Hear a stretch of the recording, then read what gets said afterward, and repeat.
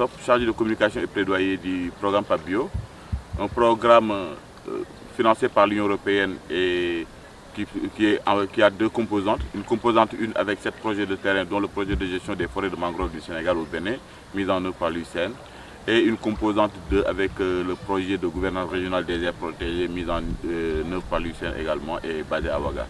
Je voulais juste remercier toute la population d'Agodrafo pour votre accueil et surtout vous dire que les activités qui nous réunissent aujourd'hui entrent dans le cadre de la mise en œuvre du projet PAPBio C1 Mangrove. C'est pour moi un grand plaisir de vous souhaiter la bienvenue à cette cérémonie d'ouverture de la journée de mangrove. La mangrove a deux importances. Il y a sur le plan écologique et sur le plan économique. C'est très important de conserver la mangrove sur le plan économique parce qu'il nous aide, il aide nos populations à se nourrir, c'est une ressource pour nos populations. Et ce qu'il faut retenir, c'est que c'est une ressource à long terme. Ça veut dire que nous devons aussi l'utiliser, mais nous devons aussi la conserver pour les générations futures. Dans la première phase des appels à candidature, nous avons subventionné déjà 3 projets au Togo. Et dans la deuxième phase qu'on est en train de dérouler, nous avons un projet de reboisement qui a été gagné par l'ONG Agbozégué et qui va consister au reboisement de 6 hectares de mangroves dans cette zone. En fait, le programme PAPBio intervient dans 4 paysages, prioritaires de conservation, PPC. Et il y a le paysage du Grand Saloum où intervient notre partenaire Wetlands International. Il y a aussi le paysage du Grand Mano où Wetlands intervient. Et il y a le paysage des rivières du Sud à cheval entre la Basse-Casamance, la Guinée-Bissau et la Guinée-Conakry où interviennent d'autres partenaires qui sont dans un consortium qu'on appelle le Col 5 Delta. Et le paysage du Monovolta, Togo, Bénin, Ghana et un paysage où intervient l'UICN directement. Cette activité, c'est pour que des communautés autour des zones de reboisement de mangroves se réjouissent ou bien font une fête pour dire « Ah, nous avons reboisé toute une année les mangroves. Aujourd'hui, on va regarder, voir si les plans que nous avons mis en terre sont viables. Si ce ne sont pas viables, qu'est-ce qu'il faut faire pour remédier à cela ?» Donc c'est un peu une petite arrêt pour voir si ça peut aller ou bien il faut corriger le tir.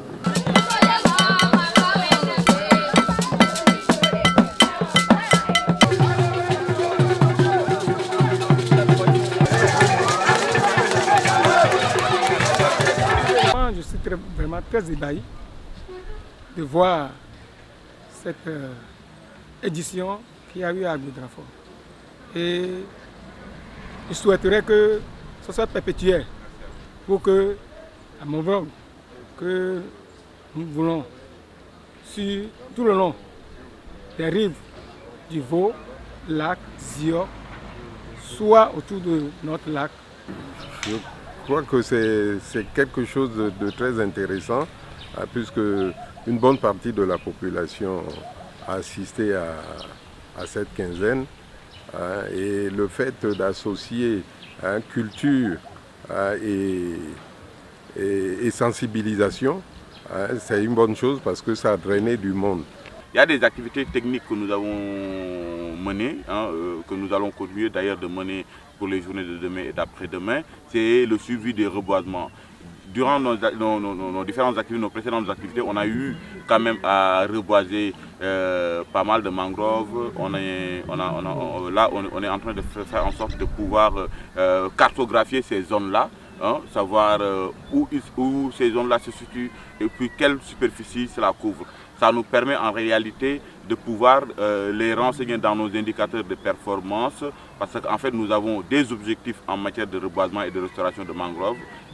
Durant tout le projet, on doit au moins se restaurer, reboiser 1500 hectares de mangroves. Je tiens sincèrement à remercier l'UICN à travers l'UICN, l'Union européenne, qui ne cesse de nous appuyer dans le cadre de ce projet pour au moins tant soit peu réduire la pauvreté, ou bien, oui c'est ça, la pauvreté sur nos côtes. Je pense que sur les 2 jours, on a eu pratiquement une affluence de plus de 1000 personnes qui ont participé à ces activités avec un certain engagement, un grand engouement des plus jeunes, des femmes surtout. Et je pense que c'est une activité qui est venue en son heure parce que comme je l'ai dit tantôt, on vient de quitter une période pandémique où les gens n'avaient pas l'occasion véritablement de se retrouver autour d'activités comme cela et c'est venu à son heure. Mais au-delà de l'aspect festif, de l'aspect ludique, comprendre que le message c'est qu'il faut protéger les mangroves.